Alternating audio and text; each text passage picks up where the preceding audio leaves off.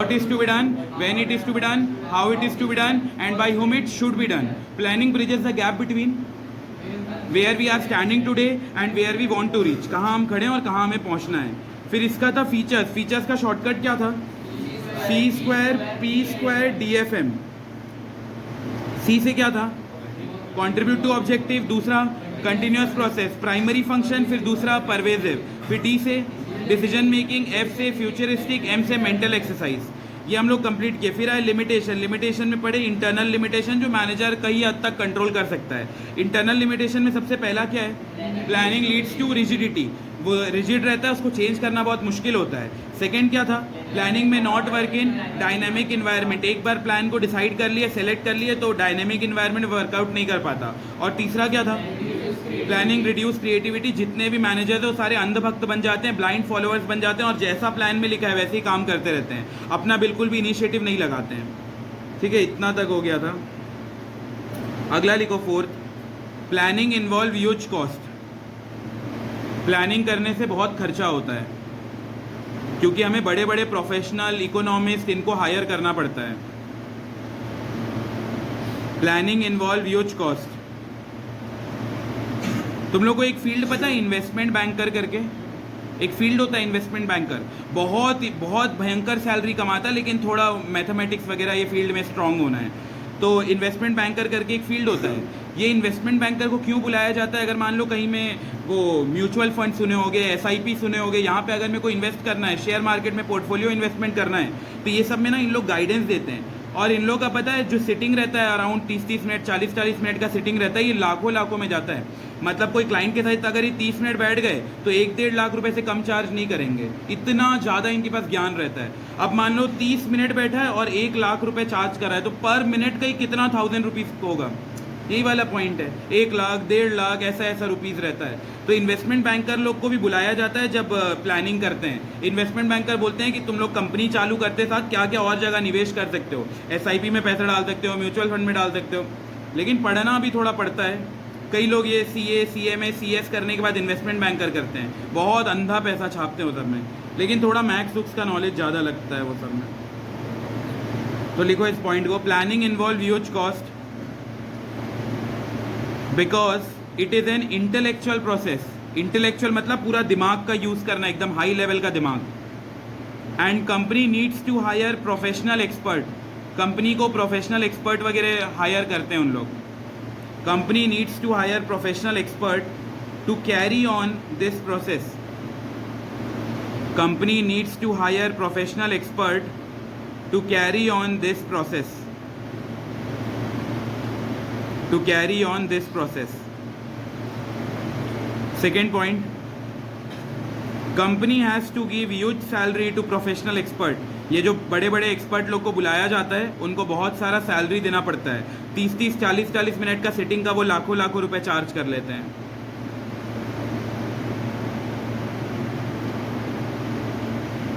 फिर अगला लिखो the benefit of planning. The benefit of planning are not more than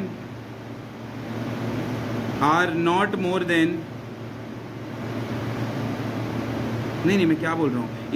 if the benefit of planning are not more than its cost, then it should not be carried on. If the benefit of planning is not more than its cost,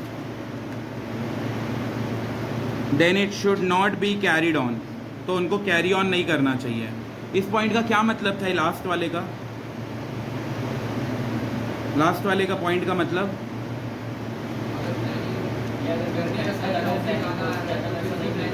हाँ, हमें आ कम पैसा रहा है, मतलब उसको return on investment बोलते हैं, ROI. तो हमें पैसा आ कम रहा है लेकिन इन्वेस्टमेंट ज़्यादा रुपए का हो गया. मान लो 2 लाख रुपए हम खर्चा किए हैं ये प्लानिंग वगैरह करने में और कमाए सिर्फ 50,000 रुपये. तो बताओ ये प्लानिंग करना चाहिए क्या? नहीं. जिसमें बेनिफिट कम है और खर्चा ज़्यादा है उस वैसे प्लानिंग को हमें अवॉइड करना चाहिए. वही लिखा हुआ है, if the benefit of planning are not more than its cost then it should not be carried on. तो उन्हें हमें फिर कैरी ऑन नहीं करना चाहिए. अगला लिखो fifth. Planning is a time consuming process. Planning is a time consuming process. Planning करने में हमें बहुत दिमाग का प्रयोग करना पड़ता है। Planning is a time consuming process.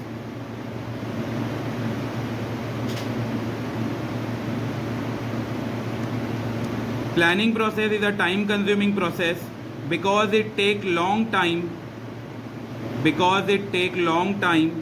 to evaluate the alternative. Planning process is a time consuming process because it take long time to evaluate the alternative and select the best one. बहुत लंबा समय लगता है evaluate करना, उसको select करना, सबसे best वाला क्या रहेगा वो सेलेक्ट करना। And whenever there is need for immediate decision,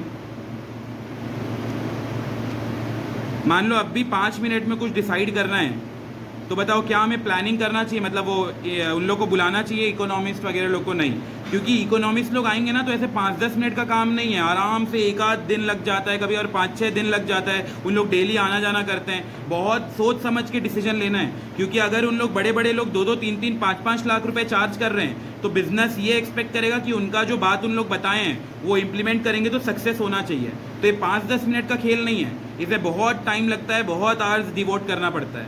तो वही है कि अगर हमें इमीडिएट डिसीजन लेना है तो हमें प्लानिंग को अवॉइड करना चाहिए, तब प्लानिंग कोई काम करनी है। प्लानिंग तब करो जब हमारे पास सफिशिएंट टाइम है, हमारे पास 1-2 महीने 3 महीने का टाइम है, तब प्लानिंग करो। अब मान लो कल ही बोर्ड एग्जाम है और तुम लोग आज से पढ़ाई चालू करो तो फिर क्या ही हो पाएगा? कुछ नहीं हो पाएगा।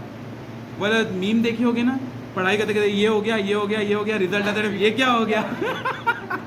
तो वही वाला बात है ना, वही वाला बात है कि अगर हमें इमीडिएट डिसीजन लेना है, कल ही एग्जाम है, 2 दिन में एग्जाम है और बोल रहे हैं चलो प्लान करते हैं कि ये 2 दिन में पूरा सब्जेक्ट कैसे पढ़ेंगे, ये कैसे करेंगे, वो कैसे करेंगे, how to score 90% in just 2 days, वो तो प्रॉब्लम वाली बात है ना। फिर क्या इमीडिएट डिसीजन वाले पॉइंट में प्लानिंग वगैरह अवॉइड करना चाहिए।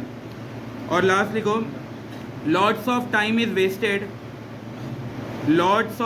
Is wasted in listing and evaluating various alternative. क्या क्या प्रोवाइड करना है, क्या क्या लिस्ट करना है। ये जो लिस्टिंग और इवेल्युएटिंग है ना, ये आगे का टॉपिक है, प्लानिंग प्रोसेस नाम का टॉपिक है, उधर समझेंगे कि लिस्टिंग और इवेल्युएट करने में बहुत समय लगता है प्लानिंग करते टाइम। बताओ 5 क्या क्या था? एक अभी भी बाकी है, 5 अभी पढ़े। पहला, planning leads to rigidity. Second, planning में not work in dynamic environment. तीसरा, planning reduces creativity. Planning involve huge cost. Planning is time consuming process. और फिर प्लानिंग में not work, planning does not give guarantee of success. ये last लिखो 6, planning does not give guarantee of success. मान लो 4 बार ludo में जीत गए, 5वां बार भी वही खेल खेल रहे हो, क्या जरूरी है जीतोगे? नहीं।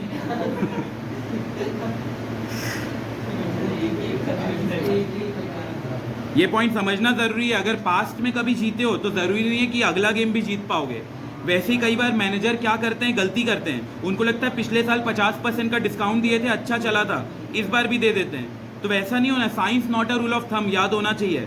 वो बोलता था कोई भी तुक्के वाला काम मत करो, सब कुछ प्रॉपर इंक्वायरी करो, देखो सही जा रहा है कि नहीं जा रहा है, उसके बाद डिसीजन लो। तो planning does not give guarantee of success.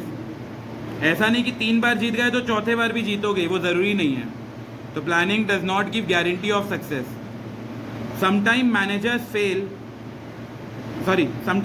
have false sense that plans have worked successfully in past। कई बार मैनेजर को गलत फहमी रहता है, फॉल्स सेंस का मतलब होता है गलत फहमी। तो कई बार मैनेजर्स को गलत फहमी रहता है कि पिछले साल हम लोग 50% का डिस्काउंट दिए थे, अच्छा चल गया था बिजनेस, चलो इस साल भी दे देते हैं। तो ऐसा डिस्काउंट हवे में तीर नहीं मारना है, सोचना है, प्रॉपर इंक्वायरी करना है कि डिस्काउंट देना सही रहेगा कि नहीं, हमारा लागत निकल रहा है कि नहीं निकल रहा है, पूरा चेक करना पड़ेगा। तो sometime managers have false sense of security that plans have work successfully in past, so these will work in future also. ये गलत फहमी है उनका। अगला पॉइंट लिखो, it is not true that if a plan has work successfully in past it will bring success in future also. ये ज़रूरी नहीं है पहले जीते थे तो अभी भी जीत जाओगे, और ये भी ज़रूरी नहीं कि 11th में आ गया था 60% तो यहाँ 12th में भी आ जाए। उतना भी ना आ पाए भाई जितना तुम्हारा पढ़ाई का चल रहा है, 1 नंबर 2 नंबर 3 नंबर, वो भी लाइन से जा रहे हैं। तो ज़रूरी नहीं है कि 11th में पास हो गए तो यहाँ पे भी पास हो जाओगे एक बार में. It is not true that if plan have worked successfully in past it will bring success in future also. क्योंकि 11th का चैप्टर तो 4 दिन में रिवीजन करे खत्म हो जाता था. यहाँ एक एक चैप्टर ही, जैसे मान लो यही वाला चैप्टर हो गया, अभी जो एडमिशन चैप्टर, वही कितना दिन चला, उसका रिवीजन तो अगर अच्छे नहीं पढ़े रहोगे तो और कितना टाइम लगेगा. फिर एक भयंकर चैप्टर आएगा शेयर्स नाम का, उसमें और हालत ख़राब हो जाएगा, उसका रिवीजन नहीं हुआ तो अगर पास्ट में पास हो गए हो तो ज़रूरी नहीं कि इस बार पास हो जाओगे एक बार में. क्या पता कंपार्टमेंट एग्जाम देना पड़ जाए. तो इसीलिए प्लानिंग थोड़ा.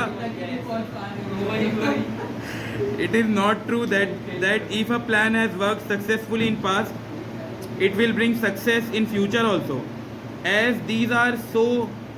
there are so many unknown factors which may lead to failure in future. कई सारे ऐसे फैक्टर्स हैं जो फ्यूचर में हमें फेलियर कर सकते हैं हमारे बिजनेस को. पहला बुक 36 मार्क का, 40 दूसरा बुक 24 मार्क का, 20 मार्क का. नहीं, थर्ड बुक कंप्यूटराइज अकाउंटिंग का थोड़ा इजी लेवल पे जाता है. ये तुम लोग में तो कंप्यूटराइज अकाउंटिंग है नहीं. वो दूसरा बुक थोड़ा ऊपर लेवल का जाता है. बाकी समझ के करोगे तो बन जाए. जैसे एक चैप्टर का मैं दिखाता हूँ. फाइनेंशियल स्टेटमेंट है. हाँ, कंपनी का फाइनेंशियल स्टेटमेंट है. फिर उसका सब हेड बताना है, मेजर हेड बताना है, कैश फ्लो स्टेटमेंट बनाना है. कैश फ्लो स्टेटमेंट का फॉर्मेट 2.5 पेज का होता है.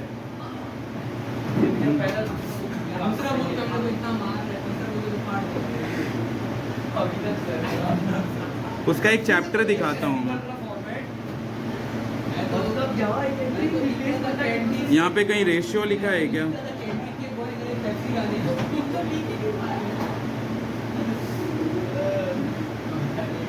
हाँ, ये देखो, ये एक चैप्टर है, 4 मार्क्स का चैप्टर है.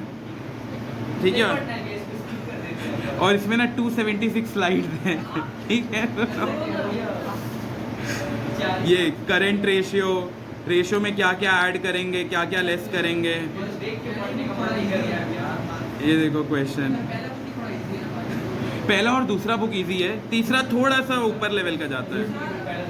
ये दूसरा बहुत इजी है, ट्रस्ट मी. बहुत. शेयर चैप्टर तो इतना इजी है ना, बहुत इजी है. नहीं, तुम लोग अगर पढ़ के देखना, जब हम लोग करेंगे तो बहुत इजी चैप्टर, मतलब एकदम इजी है. हाँ, नहीं बन जाता. तुम लोग थोड़ा ध्यान दो, स्कूल में बन जाएगा, उतना कोई टफ नहीं है. ये पूरा चैप्टर का क्वेश्चन मन है. और ये आ रहा है 4 नंबर के. ये पूरा बैलेंस शीट चलते जा रहा है. नहीं, इसमें 276. हाँ, ये सब फॉर्मूला मन है ना. इसमें टोटल 23 फॉर्मूला मन है. हाँ, एक ही क्वेश्चन आता है.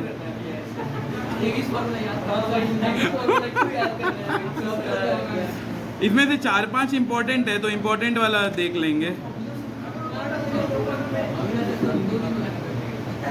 चलो ठीक है, बाकी कल कंटिन्यू.